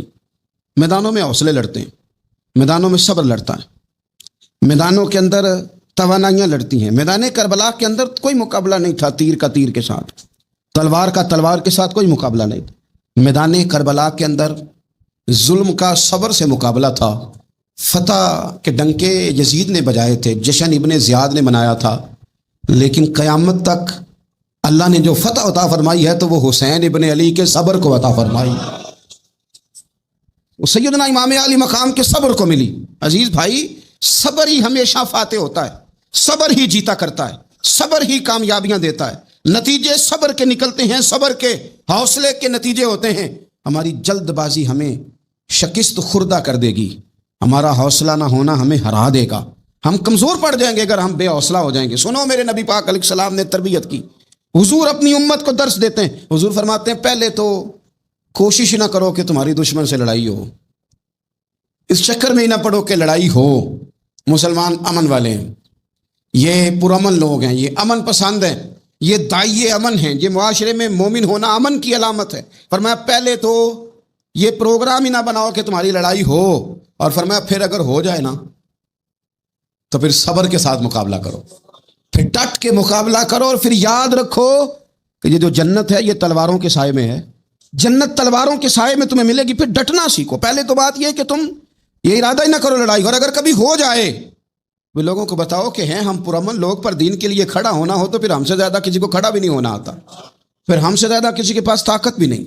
हज़रत मौला अली शेर खुदा रज़ी अल्लाह ताला अन्हु के ज़माने में कुफर के साथ एक जंग हो रही थी, तो काफिरों ने ना जासूस भेजे कि यार पता तो करो मुसलमानों की तैयारी किस तरह की है। तो जासूस वापस जाके कहने लगा समझ कोई नहीं आई उनकी, वो तो राहब किस्म के लोग हैं, सूफी किस्म के लोग हैं, वो तो कटे हुए हैं दुनिया से, मुसल्लों पे बैठ जाते हैं, रात को तो लगता है दुनिया से ताल्लुक ही कोई नहीं, लेकिन सवेरे उठ के मैदान में तलवार लेके निकलते हैं तो लगता है इनसे बड़ा मुजाहिद ही कोई नहीं।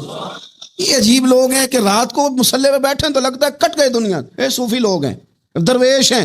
यही मुसलमान की शान है। हो हल्का यारां तो बरे शम की तरह नर्म, रिज़्म हक को बातिल हो तो फौलाद है मोमिन, इधर आ सितमगर हुनर आजमाए, तू तीर आजमा हम जिगर आजमाए। हम तुझे अपना हौसला बताते हैं कितना, देख हमारे हौसले से टकरा के देख ये कितना ताकतवर और मजबूत है। तो अजीज भाई, अगर जिंदगी में आपको सब्र करना आ गया, मैं बड़े दिनों से ये उन्वानात बयान कर रहा हूँ, और आज तो खुसूसी तौर पर रमज़ान शरीफ के इस जुमे में मैं अपील करना चाहता हूँ आपसे कि कमज़ोर बातें करनी छोड़ दें, मायूसी के जुमले अपनी ज़िंदगी से निकाल दें। हम मुसलमान हैं। आप बीमार हो गए हैं तो ये भी खुदा का फजल है, गुनाह माफ़ होंगे। अगर अल्लाह ताला ने फ़कीर बना दिया, गरीबी आ गई है, तो ये भी फजल है, अमीरों से पहले जन्नत में जाएंगे। अगर अल्लाह तबारक व तआला ने किसी जगह आपको मकान नहीं दिया और दूसरे को दे दिया है, तो आप वो लोग हैं जो अजीम सुन्नत अदा कर रहे हैं सैयदना बिलाल हबशी की। अगर किसी जगह कोई कमज़ोरी आ गई है, कोई पीछे रह गए हैं, तो ये खुदा का फजल है। अल्लाह ताला ने चाहा हमारे लिए जो फैसला, तो हम उस पर राजी हैं। लेकिन अपनी ज़िंदगी और शिकवे इतने बढ़ा लिए हमने, इतने बढ़ा लिए कि लोगों से शिकवे करते करते रब रसूल से भी शुरू कर दिए। गुलाम भी कभी शिकवा करता है, आका का भी शिकवा होता है, बंदा भी कभी शिकवा करता है, रब का भी शिकवा होता है, ये भी कभी होता है। आप न माने पर यह शिकवा है कि मैं बड़े डॉक्टरों के पास गया हूं, आराम नहीं आया। न माने पर यह शिकवा है मैंने कभी किसी को सताया तो नहीं, पर मेरे हालात नहीं ठीक होते। आप न माने पर यह शिकवा है कि फलाने के पास दौलत ज़्यादा है, उसने पता नहीं वो आगे निकल गया और मैं पीछे रह गया। न माने पर यह शिकवा है। किससे कर रहे हो? रब रसूल से। ओ आस बोले थे ओदी मेहरबानी, आसा ते लाड ही लड़ावने ने। किससे शिकवा कर रहे हो? खुदा के बंदो, गुलाम गुलामी करते हैं तो शिकवे करते हैं कोई। हज़रत उम्मे सलमा रदी अल्लाह ताला अन्हा, शौहर का नाम है अबू सलमा, बेटे का नाम है सलमा। कहती हैं मैं, मेरा शौहर, मेरा बेटा, तीनों, छोटा बेटा मेरा, हम निकले मक्का मुकरमा से मदीना तैयबा जाने के लिए। एक की बेटा है, ख़ानदान जमा है, शौहर की गोद में बेटा, ऊँट के पीछे मैं। फरमाती हैं मदीने की सरहद आ गई तो मेरे मेके वाले आ गए, कहने लगे अबू सलमा नहीं ले जाने देंगे मदीने अपनी बेटी को। मैंने कहा मैं मुसलमान हूँ, मैं तो अपने शौहर के साथ मदीने जाऊँगी। उन्होंने कहा नहीं जा सकते, तूने जाना है तो जा, हमारी बेटी नहीं जाएगी। ज़बरदस्ती मुझसे उन्होंने मुझे मेरे शौहर से अलग किया। कहती हैं फिर मेरे शौहर के कबीले वाले आ गए, वो कहने लगे अगर तुम अपनी बेटी को नहीं ना जाने देते तो ये जो हमारा पोता है ये हमारी नस्ल है, तुम्हारा नहीं, इसे हम नहीं जाने देंगे। वो बच्चा अपनी तरफ खींचते थे, मैं अपनी तरफ खींचती थी। मदीने की सरहद पे ये झगड़ा ज़मीन के लिए नहीं हो रहा, मकान के लिए नहीं हो रहा, हुजूर के मदीने जाने के लिए हो रहा, हुजूर के मदीने जाने के लिए हो रहा, मदीने जाने के लिए हो रहा। लंघ कई महीने ते बरस गए तो तेरी दीद नू दीदे ही तरस गए। उन्होंने बच्चा खींचा, मैंने अपनी तरफ खींचा, मेरे बच्चे का बाजू उतर गया। फरमाती हैं मेरे शौहर मदीने चले गए, बेटा मेरा मेरे ससुराल वाले ले गए, मुझे मेके वाले ले गए। आज भी कुछ सियाने बंदे कहते हैं इसको निकाल दो और बच्चे छीन लो। उनका भी ख्याल था कि बेटा ले जाएंगे ना तो अबू सलमा भी मदीने से वापस आ जाएगा, ये भी वापस आ जाएगी। और यार इतना बड़ा भी जालिम कोई नहीं होगा जो माँ बाप से बच्चे जुदा करे। फरमाती हैं कि वो ले गए छीन के, मैं मेके चली गई। लोग रोटी खाते थे, मेरे हलक से नहीं गुजरती थी। ज़माना सोया करता था, मैं सो नहीं पाती थी। बेटा कहाँ, शौहर कहाँ, मैं कहाँ। उम्मे सलमा कितनी देर तकलीफ़ काटी। जनाब उम्मे सलमा कहने लगी लोगों एक दो दिन नहीं पूरा साल बीत गया, पूरा साल। पर जे सोना ही मेरे दुख विच राज, जे सोना ही मारो मारो मैनू मार मुकाओ, मैं कोई उज़र ना पेश ले आवां, और जे सोना ही मेरे दुख विच राजी, फिर सुख नू चुल्ले डावां। फरमाया साल बीत गया, लोग सुबह उठ के काम काज पे लग जाते, कपड़े बदलते, ड्यूटियां करते, और मैं सवेरे उठ के उस जगह आ जाती जहां मेरा शौहर और मेरा बेटा बिछड़ा था। میں سارا دن روتی آہوزاری کرتی، حضور کے مدینے کی طرف منہ کر کے میں تڑپتی. سال بیت گیا، سال، ایک ہفتہ نہیں نکلتا بچوں کے بغیر. بڑے بڑے سیانے لوگ پردیس جاتے ہیں تو بچوں کی فوٹو دیکھ دیکھ کے روتے ہیں، لیکن کہتی ہیں ماں تھی، بیٹا بچھڑا اور پھر بیٹا بیمار ہو اور ماں سے جدا ہو، کتنی تکلیف کا منظر ہے. آپ فرماتی ہیں کہ ایک سال بیت گیا اور میں نے کسی کی منت نہیں کی، میں نے کوئی شکوہ نہیں کیا، اس لیے کہ جس حال میں رب و رسول رکھیں. یہ حوصلہ، یہ صبر، یہ توانائی. ایک سال کے بعد میرے چچا کا بیٹا میرے پاس سے گزرا، تڑپتے دیکھ کر کہنے لگا میری بہن تو سارا دن روتی رہتی ہے. تو میں نے کہا بھائی تمہیں کیا بتاؤں، اس کا شوہر چلا جائے، بیٹا جدا ہو جائے، وہ کیا کرے گی؟ فرماتے اس نے جا کے میرے باپ سے، اپنے والد سے، میرے خاندان والوں سے کہا اس کی سزا کب ختم ہوگی؟ اس غریبنی کا قصور یہ ہے کہ یہ مدینے والے کا کلمہ پڑھتی ہے، اس کی غلطی یہ ہے کہ یہ مسلمان ہو گئی ہے، دین حق قبول کر لیا، کیوں نہیں تم خیال کرتے؟ کہتے ان کے دل نرم ہوئے، وہ رضامند ہوئے مجھے مدینے جانے پہ. پھر اس نے کوشش کی میرے سسرال پیغام بھیجے، کب بس کرو، اور بچہ تو چڑیا کا جدا ہو جائے تو وہ تڑپا کرتی ہے، اور تم نے ایک جیتی جاگتی ماں کا بیٹا جدا کیا ہے. وہ بھی نرم ہوئے، رب نے اسباب بنائے، میرا بیٹا مجھے ملا. کہنے لگے تو رہ جا. میں نے کہا نہیں، تم مسلمان نہیں ہو، تمہیں پتہ نہیں نا، میں یہاں نہیں رہ سکتی، مجھے مدینے ہی جانا ہے. اکیلی اتنا سفر، جنگلوں کا رستہ، پہاڑی رستہ طے کر لو گی؟ میں نے کہا میں کر لوں گی. جنوں ویک کے ٹھر دیاں اکھیاں نے تے جنوں ویک کے ٹھر دا سینہ ہے. ربا تیری ساری خدائی چ ایک کی تے شہر مدینہ ہے. کہتی میں اونٹ پہ بیٹھی، بیٹا میں نے گود میں بٹھا لیا، میں سفر کرنے لگی، پر دل میں کھٹکا تھا کہ اتنا لمبا سفر، بیٹا چھوٹا ہے، کیسے کروں گی؟ کہتے مجھے عثمان بن طلحہ مل گئے. کہنے لگے کہاں جا رہی ہو بہن؟ میں نے کہا مدینے. کہنے لگے اکیلے جاؤ گی؟ میں نے کہا جانا تو ہے نا، کوئی ساتھ چلے نہ چلے پر شہر رسول تو جانا ہے نا. آپ فرماتی ہیں میں نے عثمان بن طلحہ سے نیک بندہ کوئی نہیں دیکھا، میرے اونٹ کی لگام تھام لی. جب مجھے اونٹ پہ بٹھاتے تھے نا، اونٹ بٹھا کے چلے جاتے تھے، میں بیٹھ جاتی تھی تو آ کے لگام تھامتے تھے. جب کہیں مجھے اتارتے تھے تو اونٹ بٹھا کے چلے جاتے تھے، میں اتر جاتی تھی تو اونٹ کو باندھتے تھے. سونا ہوتا تھا تو اونٹ بٹھا دیتے، میں اتر جاتی، وہ دور جا کے لیٹ جاتے. فرماتی تھی پھر میرے لیے میرے رب نے اسباب پیدا کیے اور میں مدینہ پہنچی. میں شوہر سے ملی اور لوگوں میرے نصیب دیکھو، میں رہنے کہاں لگی؟ حضور کے مدینے میں، شہر رسول میں، شہر رہ پائے نظر ہوش میں آ. یہ کوہ نبی ہے، میں حضور کے حرم کی زمین اور قدم رکھ کے چلنا. ارے سر کا موقع ہے او جانے والے، مدینے کے خطے خدا تجھ کو رکھے، غریبوں فقیروں کے ٹھہرانے والے. کہتی ہے میں وہاں بسنے لگی.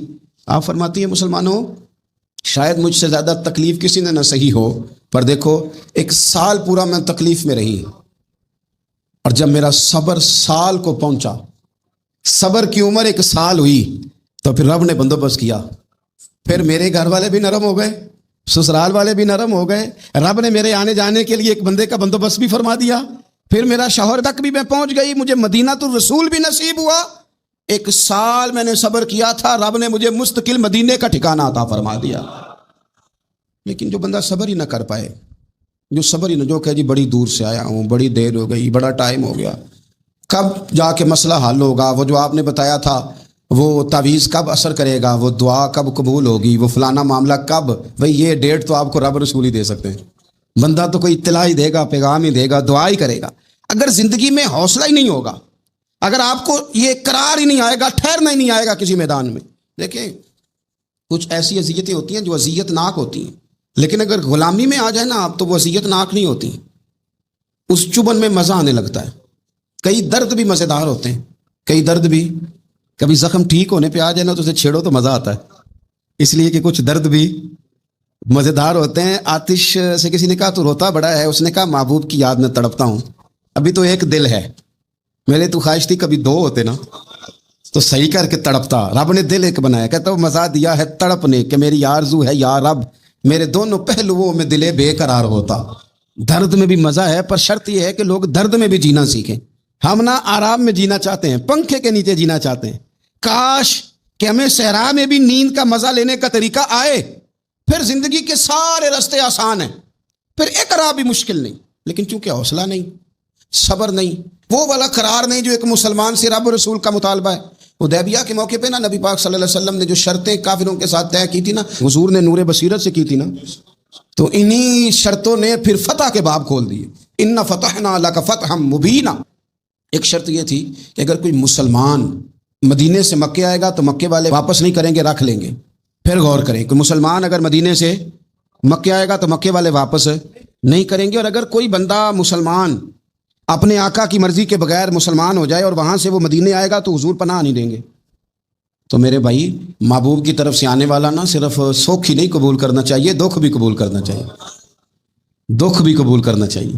ہمارا یہ مسئلہ ہے کہ ہم نہ میٹھی میٹھی کے قائل ہیں، کڑوی کڑوی کے قائل نہیں۔ اگر وہ کبھی دکھ دے نا تو محبوب کا دکھ بھی سکھ سمجھ کے قبول کرو۔ ہاں اس کی طرف سے کانٹا ہے کبھی تو اسے پھول سمجھ کے قبول کرو، وہ چبھے گا نہیں، انشاءاللہ مزہ ہی دے گا، وہ قبول تو کرو نا۔ تو اب حضرت ابو بصیر رضی اللہ تعالیٰ عنہ ایک صحابی تھے، ایک تو حضرت ابو جندل رضی اللہ تعالیٰ عنہ تھے نا، تو وہ تو حدیبیہ میں آ گئے، حضور مجھے لے جائیں، تو نبی پاک نے فرمایا میں نے وعدہ کر لیا ہے، ان کو بھی حضور نے واپس بھیج دیا۔ اور یہ بیچارے نا اپنے آقا کی جیل توڑ کے مکے سے بھاگ کے مدینے آئے، یا رسول اللہ مجھے قبول کر لے، میں بھاگ آیا ہوں، وہ بڑا ظلم کرتے ہیں، مارتے ہیں، تکلیف دیتے ہیں۔ وہ آئے تو ادھر سے نا اس کے مالک نے ایک دو بندے بھی بھیج دیے رکا دے کے کہ یا رسول اللہ آپ کا تو وعدہ تھا کہ آپ بندہ رکھیں گے نہیں۔ یہ آئے اور رکا بھی آ گیا۔ آپ ذرا منظر کو سمجھیں۔ ہمارا تو یہ مسئلہ ہے کہ کہتے ہیں کہ میری 99 باتیں مانی ہیں، ایک نہیں مانی، لہذا میرا تعلق ہی کوئی نہیں۔ لیکن یہاں کیا کیفیت ہے؟ بندہ رو رہا ہے، تڑپ رہا ہے، حضور میں مار سے بچتا ہوا آیا ہوں، جیل توڑ کے آیا ہوں، مجھے قبول کر لیں۔ ادھر رکا آ گیا کہ آپ کا وعدہ تھا رکھیں گے نہیں۔ اب یہ کتنا مشکل مسئلہ ہے، لیکن رسول پاک علیہ الصلاۃ والسلام نے فرمایا ابو بصیر میں نے وعدہ کیا یار تجھے واپس جانا پڑے گا۔ ہوئے ہوئے ہوئے لوگ تو کہتے ہیں نا کہ وہ پیر صاحب نے کہا تھا تو میرا کام نہیں ہوا، لہذا میری بیعت ہی گئی، چھٹی ہو گئی، ماحول ہی بڑا عجیب ہے۔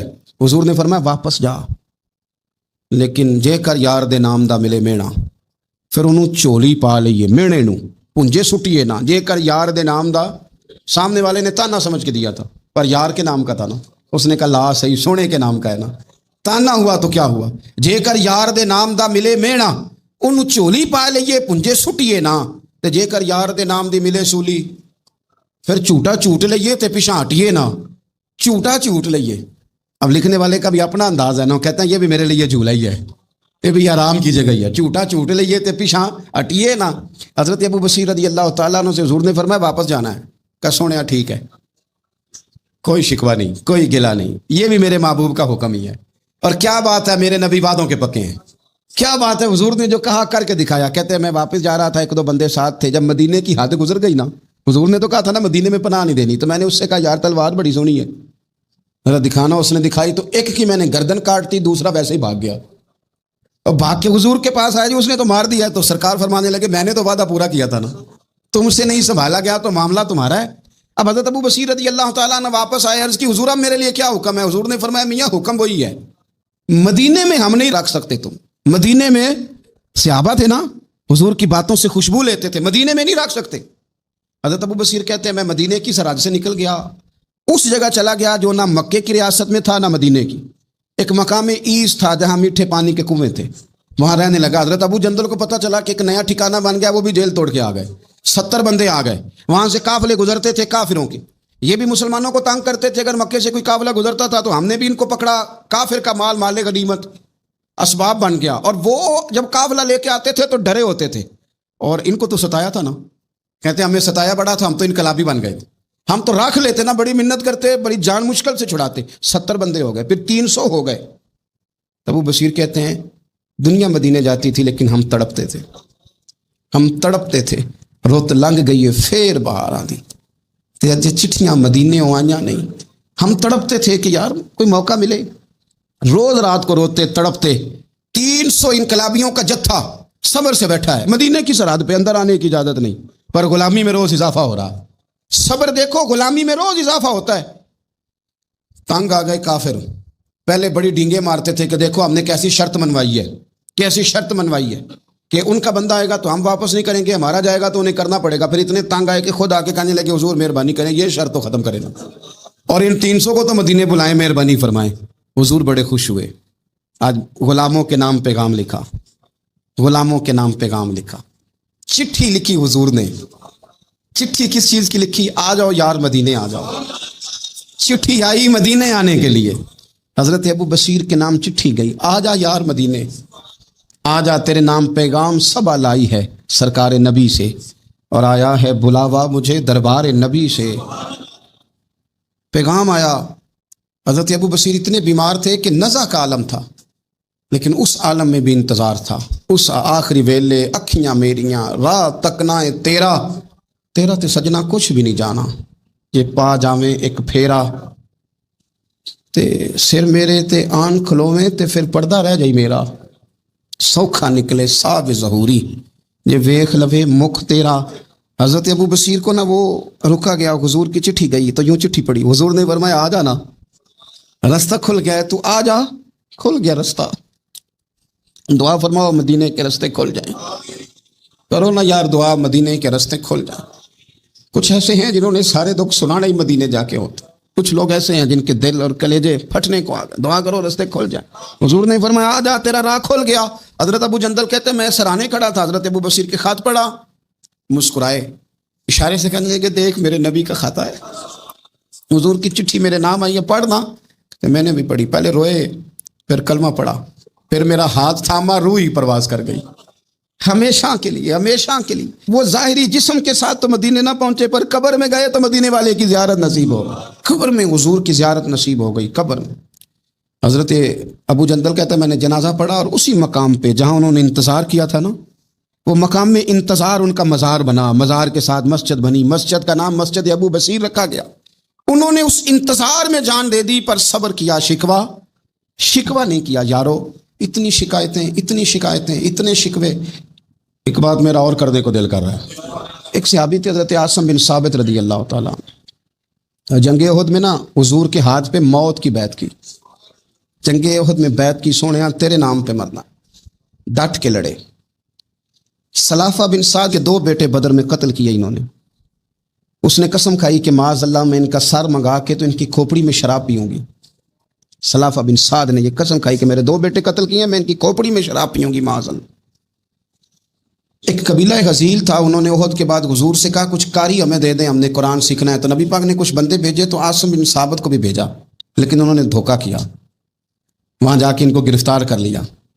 جب گرفتار کر کے مکے والوں کے ہاتھ بیچنے لگے تو حضرت عاصم بن ثابت نے تلوار نکال لی. فرمانے لگے میں کافر کا قیدی ہو کے جینے سے بہتر ہے شہادت کی موت مر جاؤں. کافروں کا قیدی لڑے اور فرمانے لگے میرے کمان میں تیر باقی ہے، میں لڑوں گا اور اتنا لڑوں گا کہ تمہیں پتہ چلے گا مجھے لڑنا آتا ہے. اور فرمایا میں صبر کروں گا اور صبر کر کے دکھاؤں گا، میں ڈٹوں گا اور تمہیں ڈٹ کے. اکیلا بندہ میدان میں ڈٹ گیا، اکیلا. جب تیر ختم ہو گئے تو پھر نیزہ نکال لیا. یہ بات آپ کو اس لیے سمجھا رہا ہوں کہ کچھ لوگ کہتے ہیں جی میں اکیلا کیا کروں. تو یہ آخر میں یاد رکھیں کہ صبر آپ نے کرنا ہے چاہے اکیلے بھی رہ جائیں، حوصلہ کرنا ہے چاہے اکیلے بھی رہ جائیں. اکیلے لڑے، تیر ختم ہو گئے تو نیزہ نکال لیا، خوب لڑے. اب اس نے قسم کھائی تھی کہ میں نے ان کی کھوپڑی پہ معاذ اللہ کھوپڑی منگانی ہے، سر منگانا ہے. اور یہ جو لے جا رہے تھے دھوکے کے ساتھ، یہ بھی بیچنے لے جا رہے تھے. تو جب تھک گئے نا اور چاروں جانب سے جسم میں تیر پہ وسط ہو گئے تو دعا مانگی. اکیلا بندہ اور صبر کا مقام، دعا مانگی، کہا اے اللہ میں نے آخری دم تک تیرے دین کی حفاظت کی ہے، اب تو میرے جسم کی حفاظت کرنا. تو ان کے ہتھے نہ چڑھ دیا میرا جسم. حضرت عاصم بن ثابت رضی اللہ تعالیٰ عنہ شہید ہو گئے. کافر قریب گئے جسم پکڑنے کے لیے، گرفتار کرنے کے لیے، سر کاٹنے کے لیے، تو شاید کی مکھیاں آ گئی، پورے جسم پہ قبضہ کر لیا. قریب جاتے تو مکھیاں لڑتی، کہنے لگے پیچھے ہٹ جاؤ، شام ہوگی نا توڑ جائیں گی، پھر ہم سر کاٹ لیں گے. شام تک چاروں جانب بیٹھے رہے، نہ کوئی ہوا آئی، نہ کوئی بادل برسا، نہ کوئی طوفان آیا. شام کو انہوں نے اٹھانا تھا، ایک ریلا آیا پانی کا اور جناب عاصم بن ثابت کی لاش مبارک کو بہا کے لے گیا. میرے رب نے اس میدان میں بھی یہ بتلایا کہ جو صبر کرے نا رب اس کے جسم کی بھی حفاظت فرمایا کرتا، کہ جسموں تک کی آخری دم تک اللہ کی مدد ان کے شامل حال رہتے. ربنا افرغ علینا صبرا وثبت اقدامنا فانصرنا علی القوم الکافرین. آخر دعوایا ان الحمد للہ رب العالمین.